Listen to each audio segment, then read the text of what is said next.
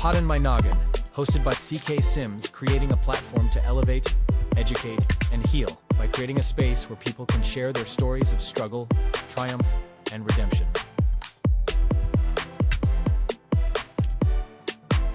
CKS Media. Hello everyone and welcome back to Pod in My Noggin. I am your host CK Sims and I am especially excited about our guest this week and the topic that we're going to be discussing. We have Dr. Tawainna Houston. She is a naturopathic doctor, a wellness educator, and the author of the book Black Wellness Barriers. So welcome to the show. Thank you so much for having me, CK. I'm happy to be here. Well, I am happy about having this conversation. So this book excites me for so many reasons, right? So I think that we are absolutely faced in life with so many things that you've written in this book. And there's no woo-woo in this book, y'all. Just to set some expectations. I didn't find anything that was very woo-woo in this book. I found everything to be very deeply rooted in how you presented your material. So, of course, I had a few questions I wanted to ask you, and I have a goldfish brain because I get nervous too, and they flew out the window. But I want to talk about what prompted you to write this book. Excellent question. There's a lot that prompted me to write it. Just life experience, number one, of growing up Black in America and being starting out in human services, pastoral care and counseling, then going on to medicine and being in medical school. Everything about life, you're filtering through that lens of what you now know about the human body. And because that was my second career, it's like I had all of this other life experience and just understanding the racial dynamics in America and being in my class, my medical school classes, and just hearing, again, just kind of, it was never presented as this is another way that the Black community has failed in health. But when I would hear the statistics and that we're most prevalent, it was just this, for me, it was an internalization of health is another way so not only in all of the social issues are we leading, but now we're leading with all of the health issues as well with chronic disease. And I wanted to understand more. I knew about racism, and I knew that there is something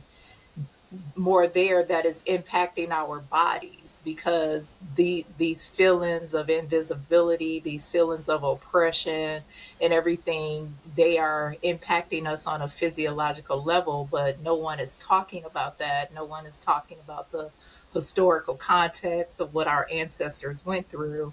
And so that set me out on a mission to discover more about what is really going on here that's not being said in these classrooms. Well, and it's just even all of the things that you just said, but also culturally, to talk about weakness in the Black community, you don't do that. It's not appropriate, especially if you're looking at the mental health component of it.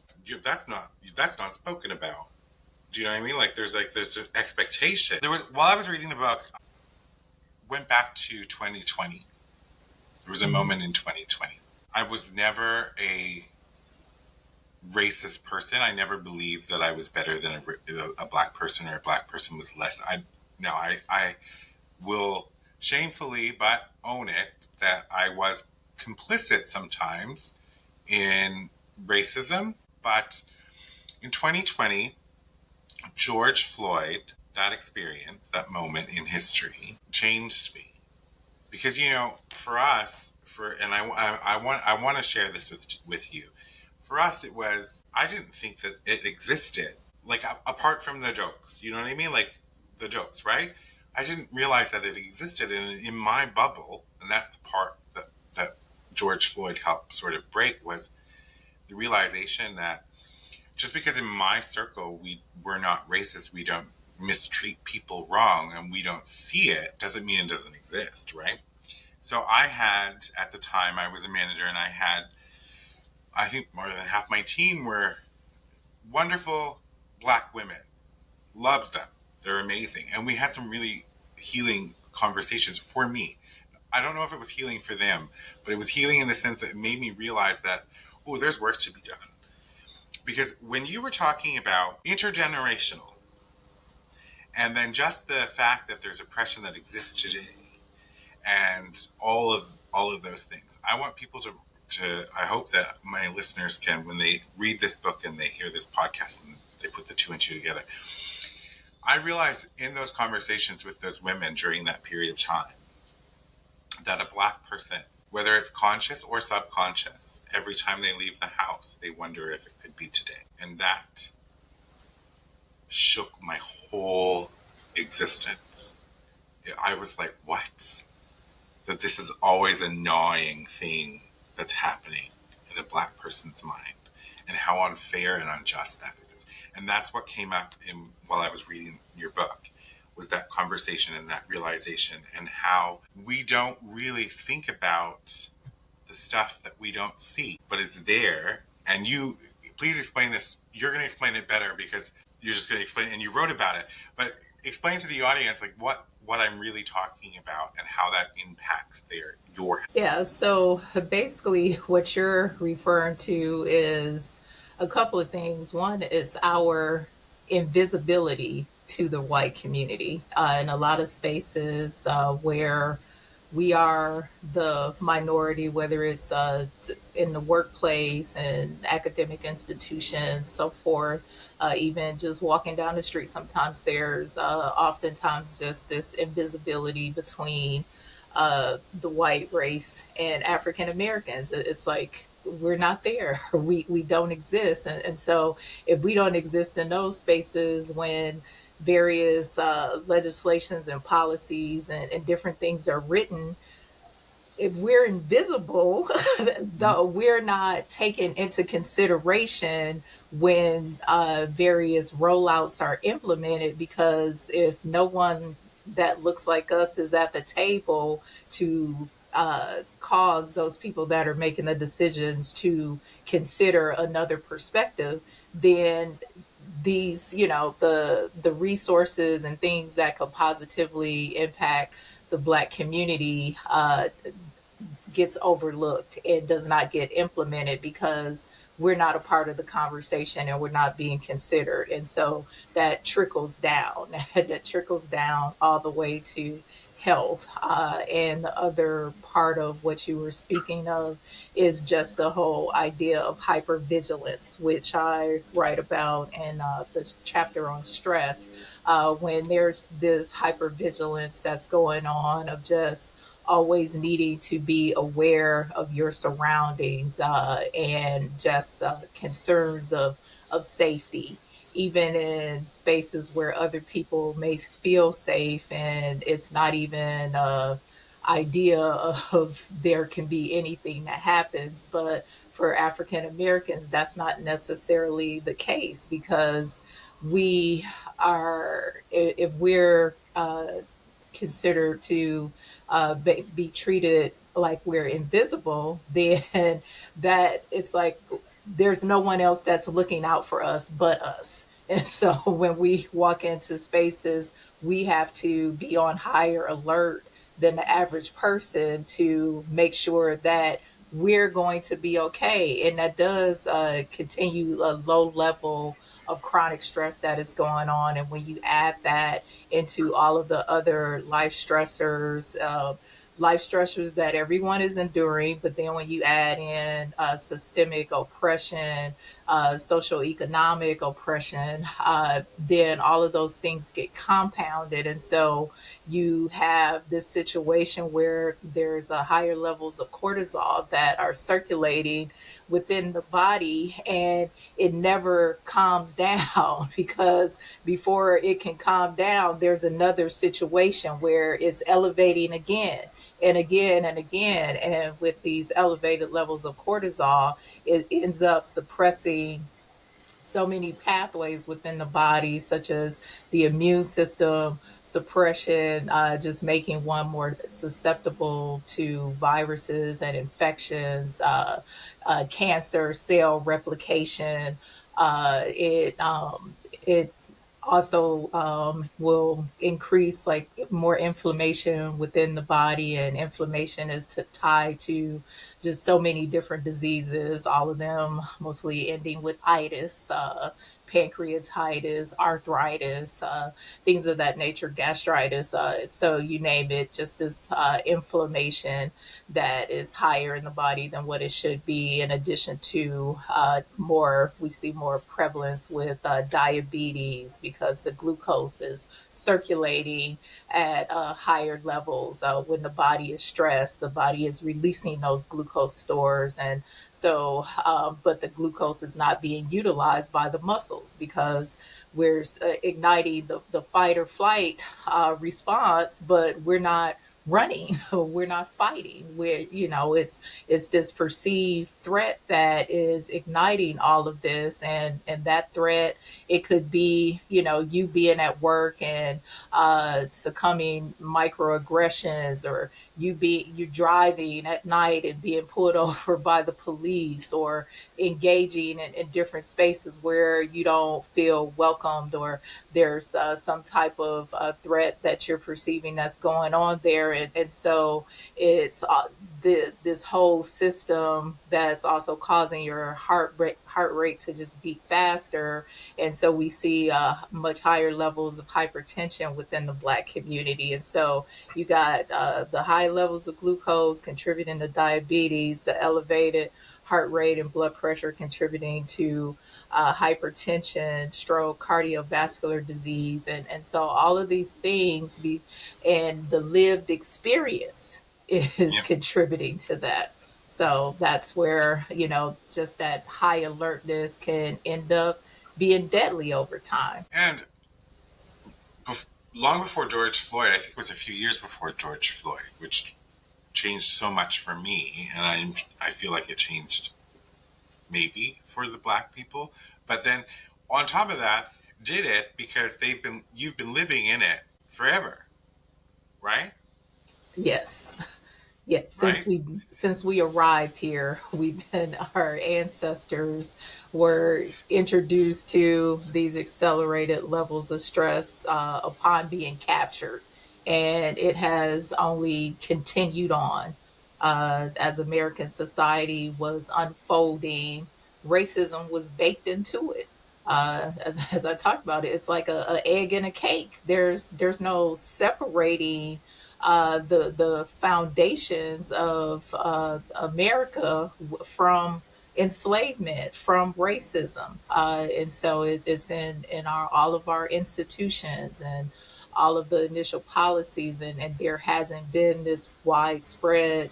Yes, we had the civil rights movement, and it ushered in some level of freedoms and rights and so forth, but not Not necessarily yeah. because here So we are 60 years later and we're still fighting for the same things: equity, justice, social economic reform, and that shouldn't be the case. it didn't mandate behaviors, and it didn't Mhm. mandate changes in policy in every industry, right? Right. Like so, and as you speak a lot about like just even access to care Hmm. is is a massive issue if you're looking at the health of the Black community. Hmm. And it was a few years before George Floyd that I had come to understand that there was I believe it was a man in a hospital, a black man in the hospital, who had a skin issue, but they weren't able to treat it because they weren't trained on it, Hmm. and that brought shed light into the disparities in medical training and how it's focused around the white body Right. and the Absolutely. chest, all of those things, and not necessarily the black body. Yeah. And I mean, I found that disgusting. That in the 2000s past. Do you know what I mean? Mhm. Like, there's a Yeah. lot of things that I just don't find. I just find like senseless. And that's a And part of the invisibility that I was talking about, CK. yeah, It's like, if I don't see you and I am a photographer, I am a scholar, and I'm putting together a book on dermatology, if you don't matter to me, why would I include you? I don't even see you, you know. but we have to change this somehow. Like, I don't have Yeah. the answers. I wish I did. Um, More conversations, obviously, but there has to be a point. We're going to take a break in a moment, but there has to be a point where Black people are tired of talking. Like, I know that you have been telling like the story, Ooh. and screaming and chanting for rights and all of those things, but you're getting met with brick walls, right? So, Yeah. like, I have a question for later in the show that I hope that you'll be able to shed some light on.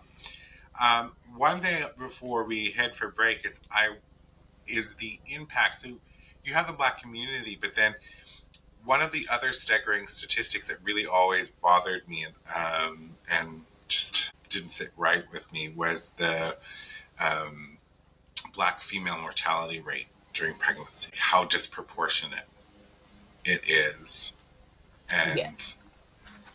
it's 3 times more likely to die in childbirth, Black women are, and it's not social economic related. It's not because of lack of insurance, but just the dismissiveness that Black women experience within the clinical care setting. And then again, just going back to the chronic stress levels that are ongoing. And so if you're working with providers that are not treating you with care and concern, I mean, a pregnant woman needs to be treated a whole lot more delicately than other patients because she's a part of a special population of people. And stress is one of the biggest things that you want to protect a pregnant woman from, because it's that stress that will contribute to, again, just going back to the hypertension, which can induce pre-eclampsia, which is elevated blood pressures during that last trimester that can put cause fetal distress. And so when you look at just the maternal mortality rate, there ought to be an outcry. I mean, pregnancy is a natural occurrence. Childbirth and delivery is a natural occurrence, but you have African American, you have Black women that are dying at much higher rates across the globe from something that is preventable.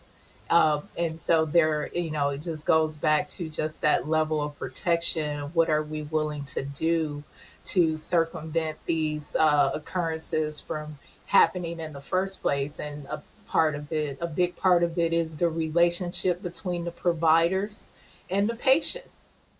But there's a well, lot and of implicit bias there. So, what's interesting too is the frustrating concept that if you were to advocate for yourself, then yeah. you will become Angry labeled as the Black angry woman. Black woman. Yeah. Yes, right. Like, Hmm. it's that's infuriating, right? Hmm. And so for the women out there, just before we go to break, for all the women out there that I hear all the time talk about how their doctors are being dismissive of them, especially around like the perimenopause and the menopause, and you're a white woman and you know how frustrated you are. Well, times that by 10, and that's how frustrating it is for a Black woman to receive access to care in our society today. Like, so if that's what you need to think about, to like challenge yourself, to advocate, step up, like make changes, because they are tired and we need to help them. We're going to take a quick break. We'll be right back. Partner today with CK Sims and Pod in My Noggin to get in front of an audience that cares. You will be supporting mental health stories, tales of resilience, and uplifting content, aligning your brand with bringing goodness, authenticity, and kindness front and center.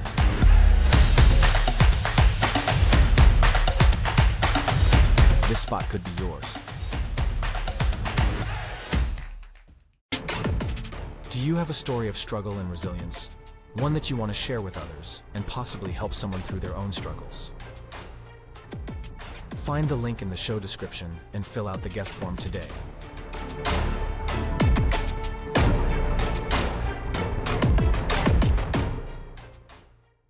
Welcome back, everybody. Before the break, we have been talking to Dr. Tawainna Houston. I really want to make sure I always get it right. Did I say it right? Yes, Tawainna. Perfect. Author of The Black Wellness Barriers. A great book. Absolutely. Even if you're not Black, you should still pick it up because it is so educational and so inspirational. Also kind of infuriating, but because if you don't know, then I'm going to tell you, and so is Dr. Tawainna Houston today is going to tell you as well, the BS that Black people have to go through to get care in this world. It's just, yeah, it's BS. Now, you in this book also talk about Ancestral. We talked about it just a few minutes ago as well, but like the Ancestral, the intergenerational trauma, and how that. You're also the founder of Black Cell Consulting. Black Cell yes. Consulting. Mm-hmm. So the talk about the ancestral part, like, because you said, since you landed here, you've been experiencing these heightened levels of cortisol and fight or flight and all of those things. But how does that play out for our current day Black brothers and sisters? Well, it plays out for our current day through, in the book, I go over the historical factors in terms of what our enslaved ancestors went through from the point of being captured through forced migration and being on the slave plantations, and just the physical as well as the psychological trauma of dehumanization that they endured, of just the level of work that they had to go through in the fields, working from sun up to sundown, a lot of physical output, but as far as the nutritional levels or calories that they were provided was not substantial enough for the level of output that they were doing every day. And uh, one of the factors that point to that is the high infant mortality rate. They Half of the infants that were born died within the first year of birth, and that was largely contributed to malnutrition. And so when you look at that, them being malnourished, that meant that the mother had to be malnourished, and many of those women continue to have other children, give birth to other children, because there was a lot of breeding going on as well to continue to increase the population of the enslaved. And so you have all of these women that are working from a point of malnourishment. The pregnancy takes a very high toll on the body in terms of if those nutrients are not replenished, it's like you're continuing to provide from a low a already deficit, basically. Yep. And so when you fast forward that in terms of today's times, and there's just we have the same food inaccess that is going on within the Black communities in terms of the food desert, so where there isn't any accessibility to fresh produce that we have access to within a 2 mile radius of our homes. But then there's an overabundance of food swamps. And so that's one thing. But when you look at the cellular level in terms of the study of epigenetics, which is still relatively new, we're still coming to understand it and what that means in terms of transgenerational trauma. But within my book, I take a look at some comparative analysis of what has happened with other ethnic groups that have experienced same level of trauma. And so, with the Dutch hunger winters, for example, that I talk about, where they experience a caloric deficit for close to a year's time. And when the studies that looked at the descendants of the survivors of the Dutch hunger winters, the women particularly that were pregnant within their first trimester, and the children going from underfed state while in the womb, and then they were in a well-fed state. So it's like they were born of normal weights, but then later on they experience obesity, metabolic diseases, dysregulation with stress, more susceptible to cardiovascular disease, and so forth. And so we can use that as a basis for understanding what happened with the traumas there, and make some assumptions about as far as the disease prevalency that we see going on within the Black community, of what could have happened there as well, without having had our enslaved ancestors studied in that capacity. And so that's an example of the trauma and how it goes on from generation to generation, because again, this is so long standing, it was never corrected. Even today it's not corrected because of what I was saying about the limited food access to fresh produce and whole foods within the Black community. I'm looking at my questions over here. Where was that? What I find interesting, just before I continue though, because you're talking about the Dutch hunger winters, um, so that there is actually studies that show this. It just Mhm. hasn't been applied. No, no one's talking about slavery, CK. That is, it's almost, it's becoming more and more of a taboo subject as of 2025. And this is, it's not, it would be too much to unravel. And from what the media is reporting, it's just too painful for the white community to. So it's like, again, when we look at that from a health disparities perspective, where you have so many African Americans uh, just receiving disparities in terms of pain management and treatment. What is being said with the protection and changing the narrative around slavery, watering it down, making it more palatable, taking out the ugly parts of the American history. It's this protection of pain for the white community, but it's again a disregard to the pain of the Black community. What it's saying is But your pain of your history does not matter to us, and so we're going to make it more softer so that we don't have to deal with the pain. no, why? No, like, okay, so we did not commit slavery, but we are perpetuating And you're the the. benefactors. Yes, absolutely. And so we are perpetuating the effects of slavery by trying to water it down. Hmm. Yeah. So for people like me, I know there are a lot of people like me out there who are ashamed of what happened. And yes, I get it. Some people are feeling like, oh no, like we're always made out to be the bad guy. Well, you know, the apple falls from the tree. It depends on how far, right? So, but I think the thing is that, and this really ties into the question I wanted to ask you towards the end of the show, but it's just, I didn't, I wasn't a part of the slave trade, or I didn't have slaves. I don't, like, I was asked this question before. I would like to believe that I wouldn't have, but then how can I say that without 100% certainty unless I was put in the situation in that time?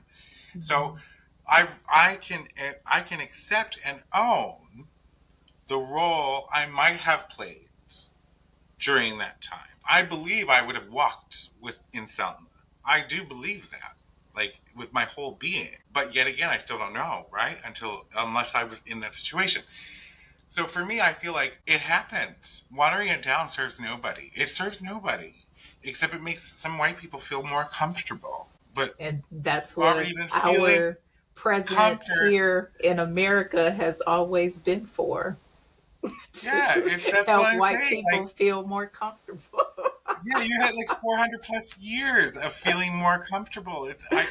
My issue is that while we have not been involved in slavery, we are perpetuating the effects of slavery by not owning it and Hmm. forcing mass change in policy across all industry. Right. Like, we could do something that's Yeah. actually sustainable and meaningful for But everybody. that would mean a mass shift in consciousness. And CK, one of the things to understand is the reason why the elite got away with slavery for so long. It was a massive brainwashing Mm, that's still in play when you build a whole society around this caste system of uh, every this understanding of white supremacy. You know, everything white is, this is the superior ideal and model of how people should look,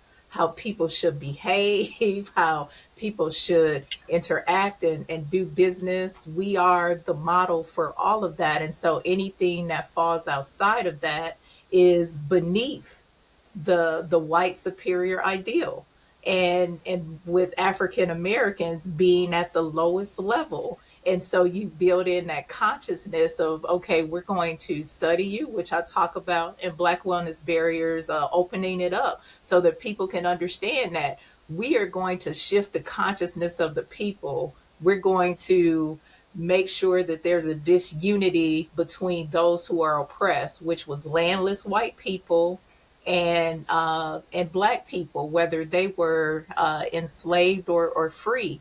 There had to be this clear distinction of why you should not be associating with them mm, because the poor people will always outnumber the elite, but it's the elite that have the power. And so when you shift their consciousness to make them understand that you have nothing in common with these people, that even though both of y'all are oppressed by us, I want you to think that you're more like me because you look like me. You'll never have my resources. And so there was just this fictitious elevation in status after Bacon's rebellion because the elite wanted to hold on to their power. And so we still see this going on today of, okay, as long as you think that people that look differently from you are going to take away your resources or take away your identity of being superior, and all of what that means, then everyone else is a threat that doesn't fall under the guise of these superior ideals. so, like, I don't think I've ever heard it so beautifully and articulately said. That is it, right? That's what we're seeing right now in the US is that, and I had this theory before it all blew up this year and I got angry, but I had this theory that white males in particular are feeling their space shrink at a rapid speed because I think there is a shrink there. I do believe that there's a shrink. And the response to that is what we're seeing in the rise in white Christian nationalism right now. Mhm. And it's they're feeling desperate, so they're doing desperate things. I love how you put it though, because it is their very core nuclear belief, whether it's conscious or subconscious, that white is superior. it's hard for me to even say. Um, and I'm like, I never, that is something I've never agreed with. Ever. Ever. Like I said at the top of the show, that there were times that I was complicit with jokes, but it was the shock factor.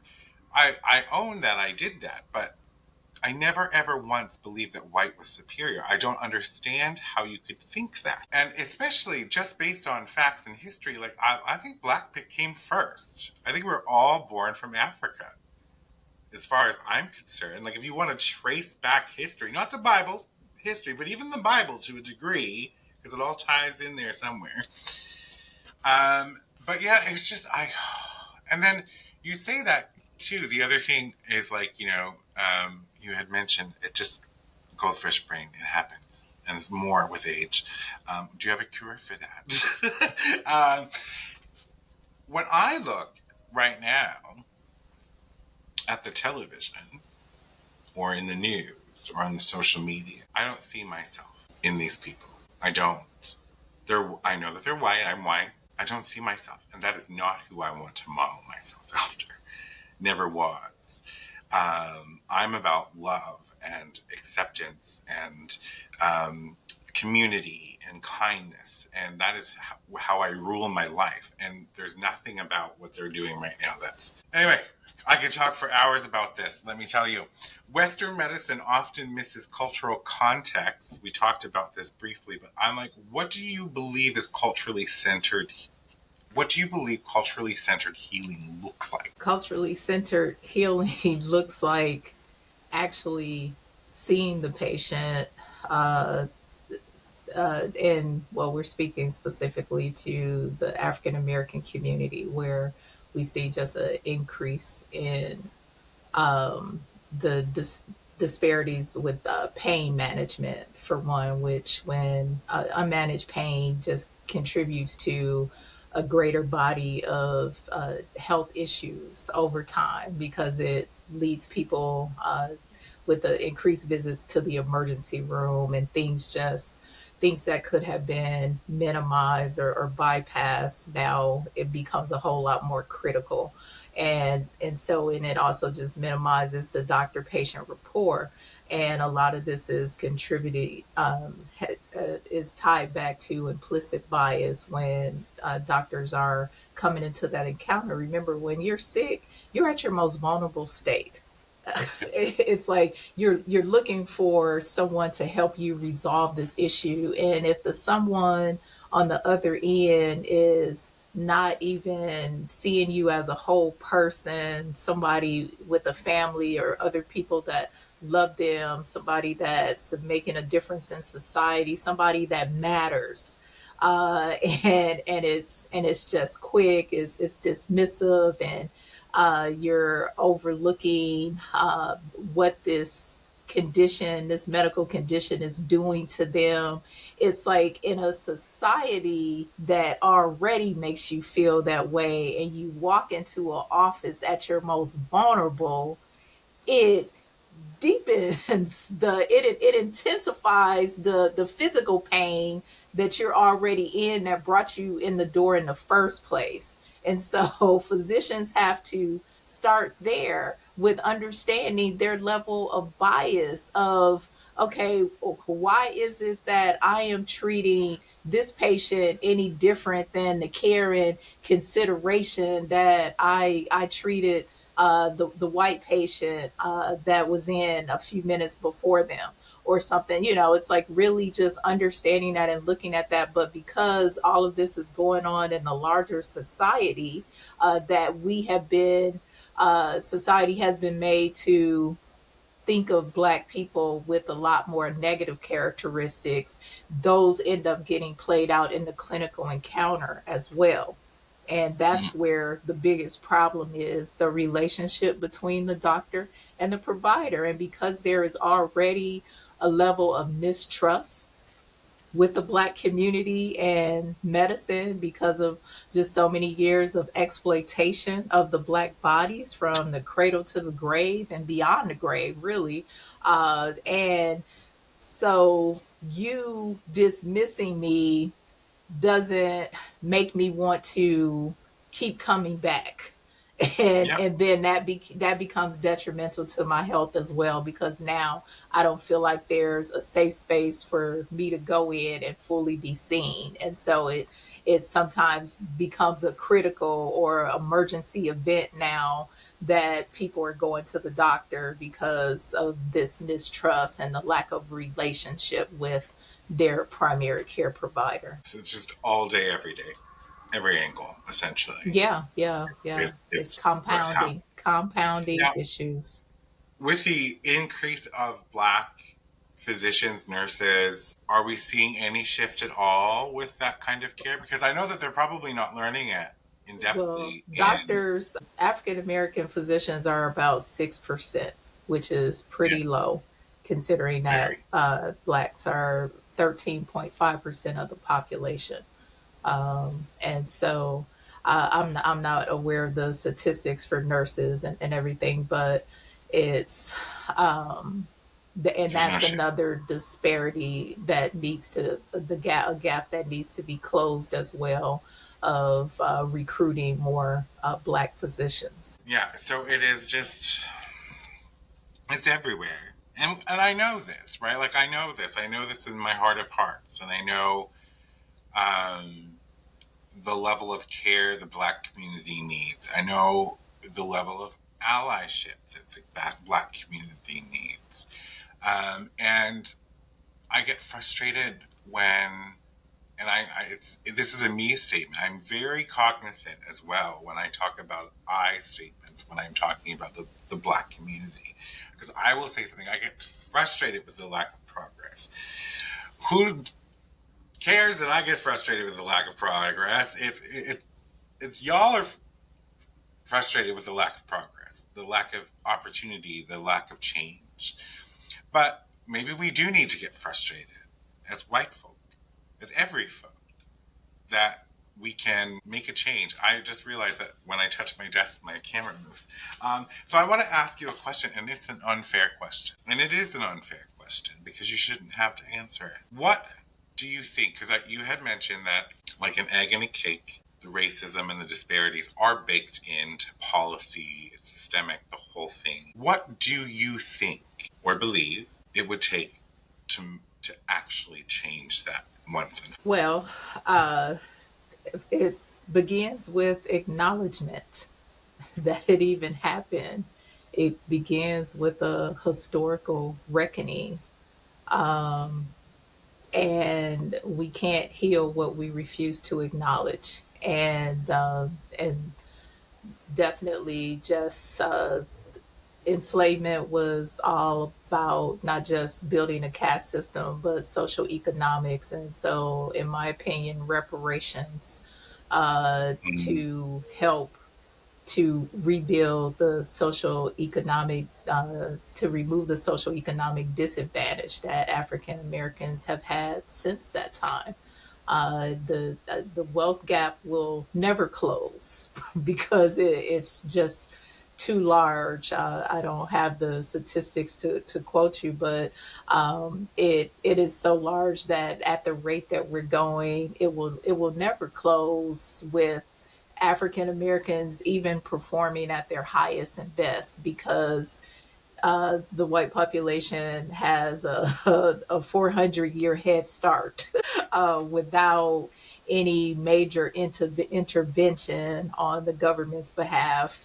There's no way to even begin to close that. And so there's just a major installment of helping to make that a bit more equitable in terms of the resources, the investment into the Black communities, and housing is fundamental for everyone. And so being able to provide those things. And I mentioned a case in Evanston, Illinois, in my book, where they are doing repair, because they had discriminated in terms of not allowing Black people to own homes, back during the pre-civil rights era, and so forth. And now they are trying to reckon with that, with the descendants of the people that they had discriminated against, by offering reparations so that they can buy homes in the area, or if they already are owning a home, or they're offering home repairs, or things like that, so that they are reconciling the past with doing better in the present. And so that's a model in which we can use to move forward in a better way. And that's I just like one part. one of Yeah. hundreds of thousands of things that we could do to move forward Yes. in a better way.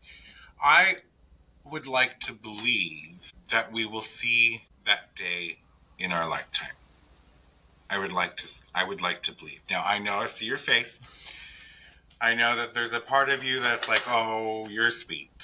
Well, there's a lot of work that needs to be done, but if we put the right leaders in office, the right people, and it's not just one, because that's a part of the problem, right? You can't just have one person leading the storm. You need an army of Army. people who are committed Yes. to making things right and fixing these weird and stupid injustices, because they are stupid. They're just so stupid. Like the fact that they even exist, the fact that the, all of these barriers still exist today. Like it just, you know what I mean?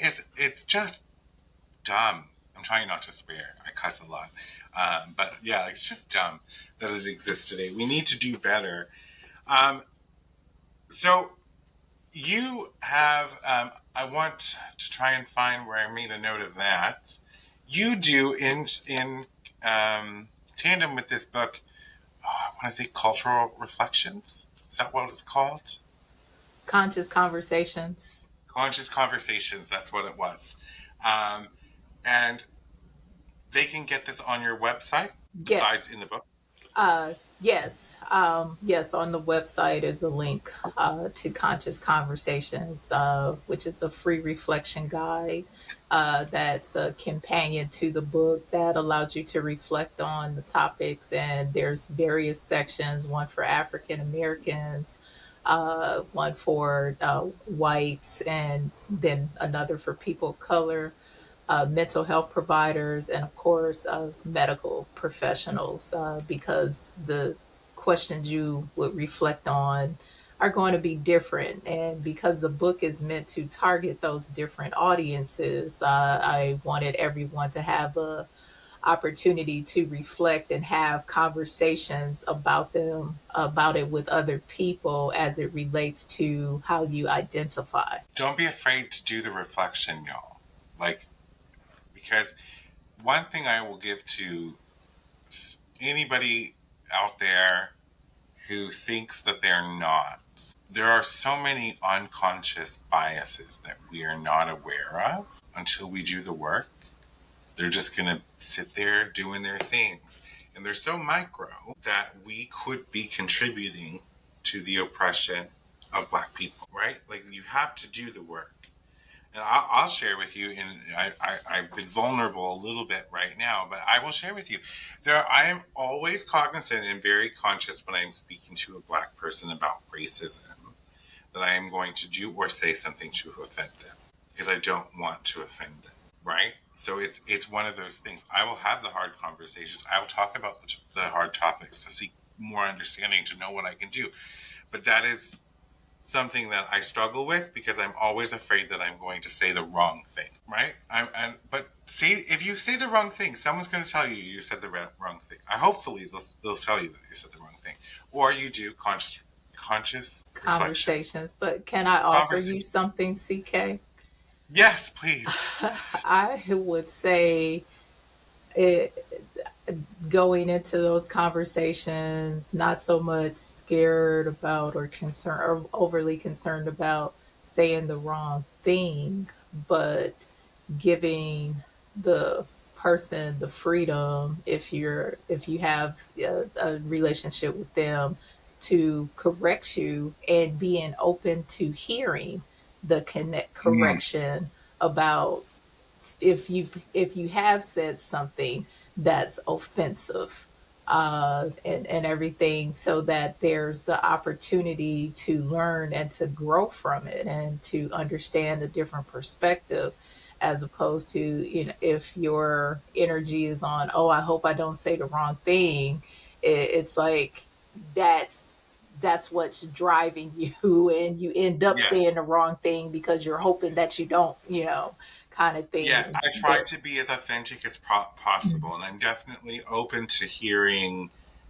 Anybody can correct me. I'm one of those people who you can say, like, listen, you just said something that just didn't sit right with me. I just want to talk about it. I am open because I feel like in life we have to live as students. Because if we think we know it all, then what's there left to live for, right? Like we right, have to learn.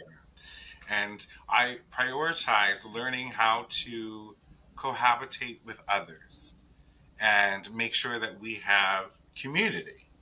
And as much as I despise what's happening in the U.S. with the administration and the different characters at play, I don't hate them. I can't hate them. They're still human beings.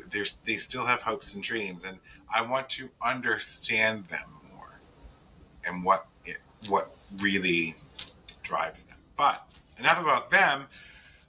I would highly recommend you get out there and read this book. Pick it up. It's available on Amazon, Barnes and Noble, in bookstores.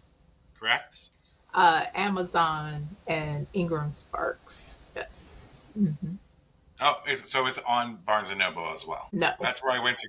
Oh, really? I'm Yeah, I went to see. I'm 99% certain that Oh, it was on Barnes and Noble. okay. If you go through Ingram Spark, it does put. It usually goes out mass distribution to online retailers. Okay. Okay. That's what I thought, but Yeah, so it's I'm all. still So learning and essentially, growing. Yeah. that's fair, but that's the best part of life, right? So it's available on pretty much every major book retailer online for sure. And let's get it on the New York Times best-selling list. Come on, let's do this because Yes. it's Yes. a That is what we're conversation looking that for. needs to be had, right? And what's next for you? Keep doing What the is good work. next is to continue to get out there and just spark a movement around reclaiming Black wellness, because there's still things that we can do that I outlined in the book, that we can just feel more empowered about our own health while we are waiting for systemic change. Uh, we can slow down the pace at which we're experiencing these vulnerabilities, particularly for the next generation. There's things we can do within ourselves right now, and I Yeah, am here to spread that message as far and as wide as I possibly can, CK. I love this. I wish you the best in doing that, and I hope that we do see. I really do hope that we will see this in our lifetime. The massive changes that need to be made. Thank you so much for being a guest on my show. I appreciate it immensely. Thank you for And inviting me. oh, my pleasure. And for everyone at home, until next time, get out there and live your wildest dreams, but also buy this book. For media and sponsorship inquiries, email info@cksims.com or visit cksims.com and fill out the contact form. Be sure to subscribe so you don't miss an episode. A new episode airs every Saturday. CKS Media.